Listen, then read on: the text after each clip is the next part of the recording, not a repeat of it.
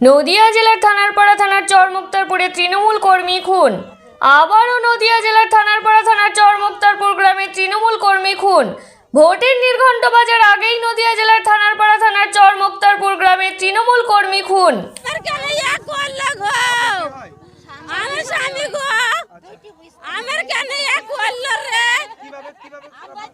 আমার স্বামী বাড়ি থেকে এসে দেরি হয়নি গো। আমার স্বামী রোজা খুইলে শুয়েছিল গো। শুয়ে থাকার পরে আবার রুটি খাইলো, খেয়ে আমাকে বললো রুবেলা দোকান হনে ঘুরে এসে আমার শ্বশুর বললো বাবু শুনে যা। আমার বাপের কাছে আসতো, আমার শ্বশুরের কাছে আসতো এই দোকানে গো। আমার স্বামীকে ধরি ওইখানে কেটে ফেলিছে, ধরিছে গো। নদিয়া জেলার থানারপাড়া থানার চরমুক্তারপুর গ্রামে কুপিয়ে খুন করলো দুষ্কৃতীরা। তবে স্থানীয় সূত্রে জানা যায় তৃণমূল কংগ্রেসের পাটাপাটির দ্বন্দ্বের জন্য এই খুন অনুমান করা হয়। খুন হয় তৃণমূল কর্মী সাকিব মণ্ডল, বয়স ৩৫ বছর। বাবার নাম শহীদুল মণ্ডল।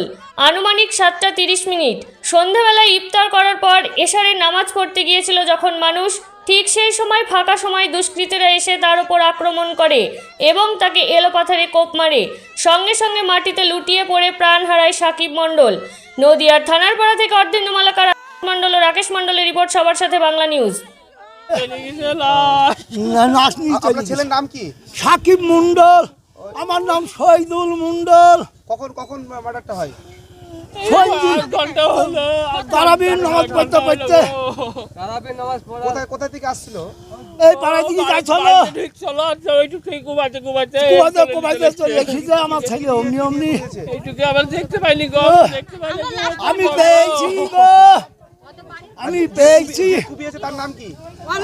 আমি পরে করব, এখন নাম করলে আমার হবে না। আমি এখন নাম করলে আমার হচ্ছে না, বুঝলেন?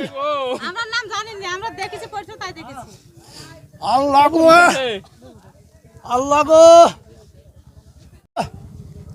কংগ্রেসীদের ভালো হলো, কংগ্রেসীদের ভালো হলো, কংগ্রেসীদের ভালো হলো। আল্লাহ গো, মাইলো যাক ভালো হলো আমার ছেলেকে, মাইলো ভালো হলো আমার ছেলেকে। আপনার ছেলে তৃণমূল দল করতেন? হ্যাঁ, তৃণমূল দল করতো আমার ছেলে, আমার ছেলে তৃণমূল দল করতো গো।